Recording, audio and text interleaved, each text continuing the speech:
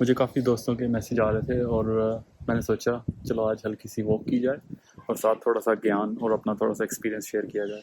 میں آسٹریلیا میں تقریباً پچھلے 8 سال سے ہوں اور میں initially as a international student ہی آیا تھا. الحمدللہ اب میں ویل سیٹلڈ ہوں. تو 3 باتیں آج میں شیئر کروں گا آپ کے ساتھ. سب سے پہلا کام، you have to make sure کہ آپ کے جو کور فنڈامنٹلز جو باڈیلی نیڈز ہیں they are being met. Bodily needs سے میرا مطلب کیا ہے؟ آپ ٹائم سے کھانا کھا رہے ہو، ٹائم سے سو رہے ہو. یہ 2 چیزیں، 2 فنڈامنٹلز بہت بہت ضروری ہیں and everyone overlooks them. دوسری چیز، you have to make sure you have a good support network. اور اس سپورٹ نیٹ ورک سے یہ مراد نہیں کہ آپ صرف اپنی نیشنلٹی کے لوگوں کے ساتھ گھوم رہے ہو. You have to make sure you also broaden your horizon. دوسری نیشنلٹیز کے ساتھ بیٹھو، لوکلس کے ساتھ اٹھو بیٹھو.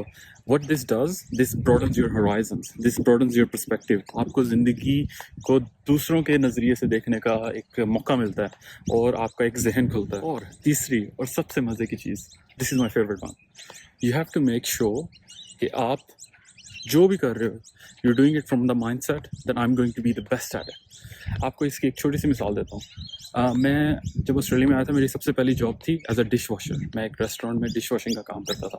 لیکن جب میں وہ کام کر رہا تھا I was doing it from the mindset that میرے سے بہتر یہ کام دنیا میں اور کوئی کر ہی نہیں سکے گا. And you know what? Actually, in reality, I was not even remotely close to being the best dishwasher in the world. But اس کا فائدہ یہ ہوا کہ میری جو ورک ایتھک تھی وہ بہت اسٹرانگ ہوگی. اور جب آپ وہ ایفرٹ پٹ کر رہے ہوتے ہو، like everybody around says that as well and they do trust you, they do give you more responsibility. And the whole concept behind this is when you aim for stars, you might not land on stars, but you might land on the moon.